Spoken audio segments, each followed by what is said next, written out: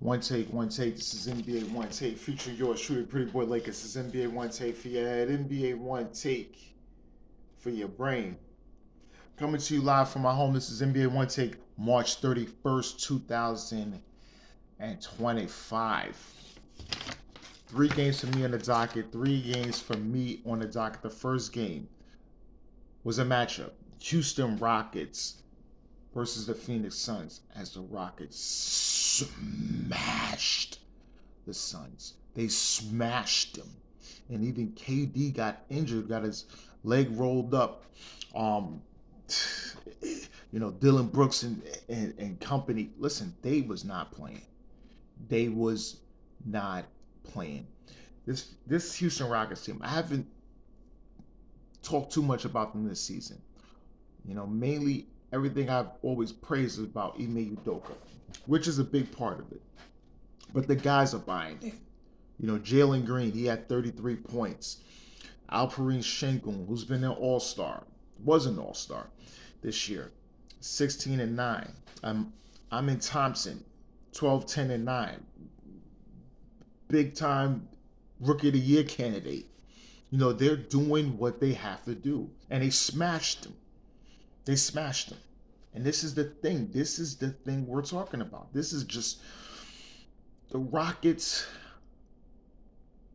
People always say, a team got to go through things first. Well, sometimes they don't. You can have a team that just go in there and surprise everybody, and make a big run. Make a big run. So I don't think when people, the casual saying, well, the Rockets, what do they really got? Man, those are the teams we know could probably beat them. That probably won't happen.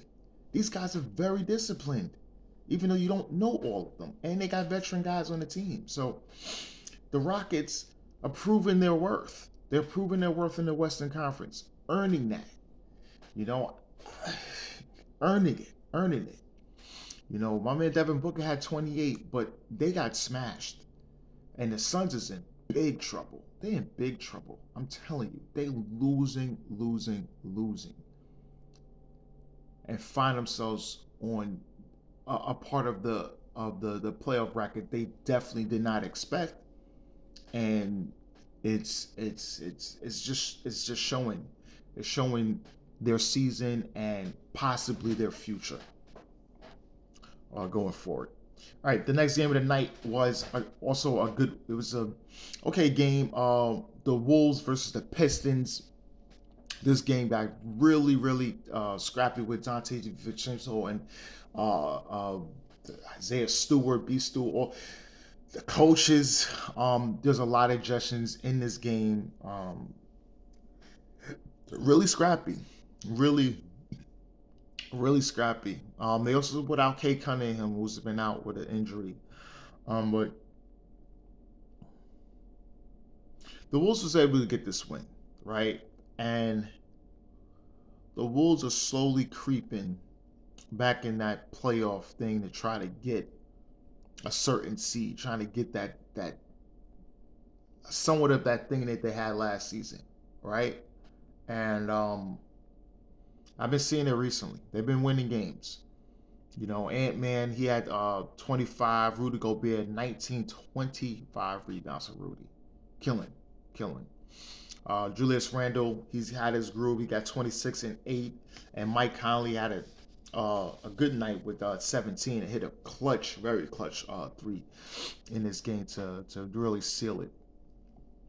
For the Pistons, they was led by Malik Beasley and Tim Hardaway Jr. had 20. Dennis Schroeder in the start had 11 points and 11 assists, and Jalen Duren had 13 and 11. The Pistons, they already got their secure playoff spot, but this is a loss they took, but it shows a lot of grit, especially when they're veterans coming into this game. The Wolves is really riding everyone that they have, but the veterans on the Pistons showed a lot, and this can really be something, right? They can have something. They're not just going to go to playoffs and lay down for anybody. They're trying to really do something going into the playoffs, especially with teams in the East. If they play the Knicks, is it guaranteed the Knicks is going to snow? That could be a 7-game series. So I'm very mindful of the Pistons, especially with the veterans they got. They got veterans in there that can really hoop and ball. What's with those young guys? A good blend. A good blend.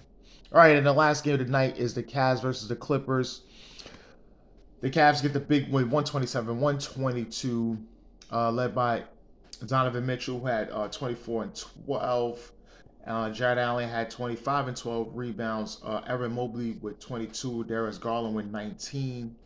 And for the Clippers, James Harden 24 and 8. Norman Powell had 34. Zubac had 14 and 13. Derrick Jones Jr. with 15. Bogdanovic had 16 off the bench. Cavs is 60 and 15. We already know what they're doing. Just trying to start us, finish off strong. The Clippers, a tough loss for them, but Kawhi's not there. We said if Kawhi with all these guys there, they're gonna be really, really tough. So Kawhi's rest on just there, but I don't know. Because I see the Clippers was quickly rising in that West, trying not to be in that play-in. But I think the Clippers, if they could get not to the play-in, they fine. If they get to the play-in, I think they'll be healthy enough to be able to get by anyone in a play-in situation to get in the playoffs. And if they are a 7th or 8th seed, uh, especially if against OKC, yeah, that's probably a favorable matchup for OKC. But if you got to deal with Kawhi healthy, and he's really on Jalen Williams, and they're double teaming Shea and really stopping a lot of other things. You never know. You never know. Just say it. Just say it. Yeah, but this is NBA One Takes Pretty Boy Laker, and I'm out.